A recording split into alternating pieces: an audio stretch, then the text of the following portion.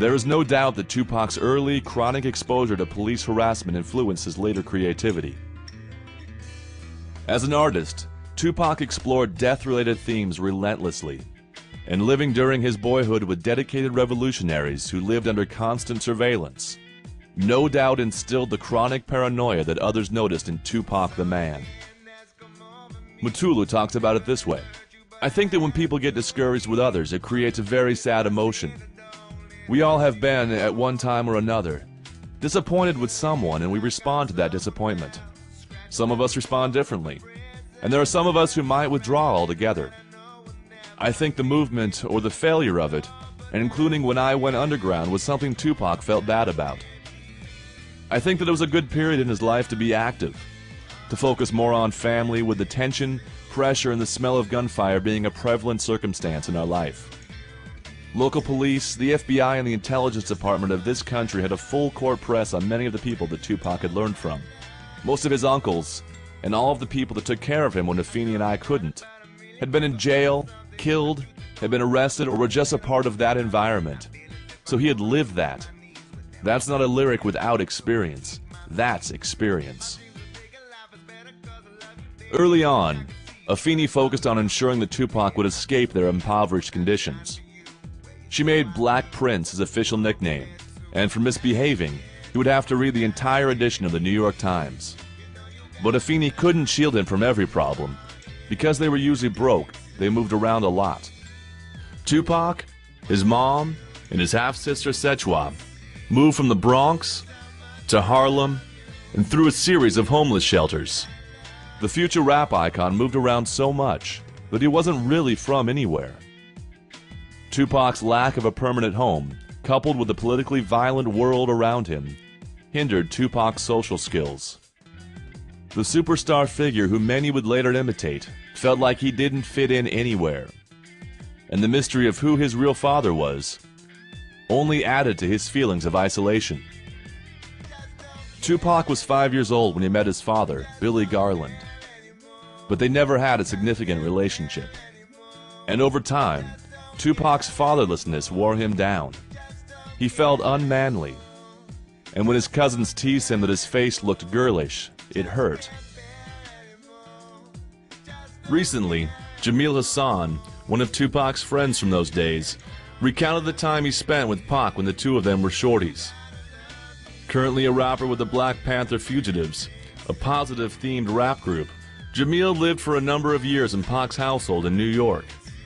Like Tupac, both Jamil's parents were members of the Black Panther Party, and extremely active in the movement, just like Tupac's. Jamil's father sang with the Panther group, the Lumpin'. When Jamil's parents split, Jamil and his mother landed in New York, where she was friends with Afeni. Jamil remembers it this way: "Back in '80, that's when me and Pac were going to Black Liberation Army rallies. I was on the congas and Pac would be up there reciting poetry like he was Langston Hughes or some shit. We were real revolutionaries then.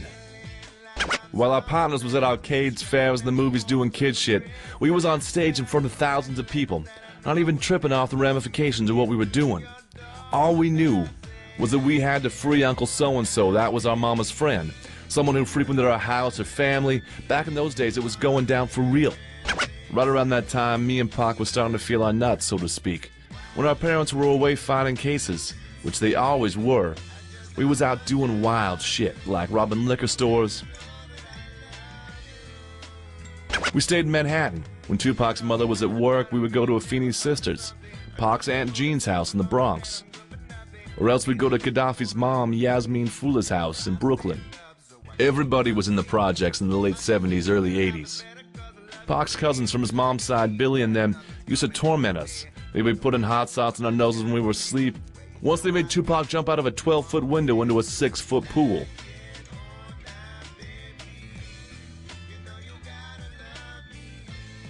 To escape his troubles, Tupac turned to writing, filling journals with love songs and poetry. In his mind, he took the first step in becoming one of the world's greatest MCs, proclaiming in his journal that he was going to be famous. Afeni noticed her Prince's artistic abilities and enrolled Tupac in Harlem's 127th Street Ensemble, a theater group. It was there that he got his first role, playing Travis in A Raisin in the Sun. It was also where he found his challenge as well as his escape. In acting, he could step away from his problems, be someone else for a while, and feel free. But his refuge was short-lived. Tupac was 15 when his stepfather Mutulu was arrested on federal racketeering charges and indicted for robbing banks to finance a militant organization. During that robbery, 2 Nyack, New York policemen and a Brinks armored car guard were killed. Mutulu was also charged with aiding his radical sister, Assata Shakur, in escaping prison. Tupac's stepfather went underground, and the FBI responded by putting him on their 10 most wanted list. So in June 1986, the Shakur family moved again, this time to Baltimore. East Baltimore, Greenmont Avenue to be more precise, a dangerous, derelict area when Pac lived there. Things were tough at first for Tupac. He had a weird name. Some guys called him a girl, and he didn't wear trendy clothing. Darian Bastfield was one guy who did befriend Pac then, and remained friends with the star to the end. Bastfield recalled Pac as a skinny 13-year-old in shabby clothes, saying, "He may have looked uncool, but he blew the school away at a talent show.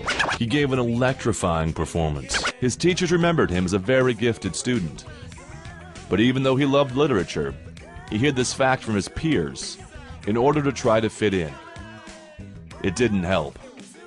The other kids dissed him anyway, first during his time at Roland Park Middle School, and then again during his freshman year at Paul Laurence Dunbar High School. So the next September, his mother enrolled him in the Baltimore School for the Arts, giving Tupac a chance to return to the arts for comfort and challenge. Tupac learned a few things he didn't expect at the School for the Arts. Contrary to some of the beliefs his Black Panther mentors taught, Pac realized he could trust some white people. So he started adding a few white friends to his crew in school. However, he was still 100% Tupac, and he remained outspoken about racial equality. Tupac resumed the creative studies he'd last pursued in New York, studying acting and ballet, and reading books on Eastern religions, and even entire sets of encyclopedias. Darren Bastfield, who had also transferred to the art school, recalled Tupac's encounter there with Salt and Pepper, as well as the wild night of the 1988 senior prom. It was also there where Tupac met one of the more important females who would remain in his life. Classmate Jada Pinkett acted as his personal muse, becoming both the sometime subject of the young Tupac's poetry and also his close friend. They even made a music video at King's Dominion, where they lip-synced to Will Smith's Parents Just Don't Understand. While Will and Jada eventually became a couple, the three of them remained lifelong friends. Tupac's life had begun to look up. He felt more in touch with himself, and soon fell into Baltimore's rap scene. In his new, smaller southern scene, his New York background gave him a tough reputation, and he milked it, winning a measure of respect and composing his first rap song under the name MC New York. Rapping about gun control, the song was inspired by the fatal shooting of one of his close friends. How much of his tough guy image was acting? Circumstances would test that question soon enough. Hindered by her burgeoning drug addiction, as well as her Panther resume, Afeni had trouble finding work. So, before Tupac could finish high school, his family fled again. To live with a friend in Marine City, California, a city nicknamed the Jungle. Not far from Oakland, and just a stone's throw from Berkeley, the Panthers' birthplace.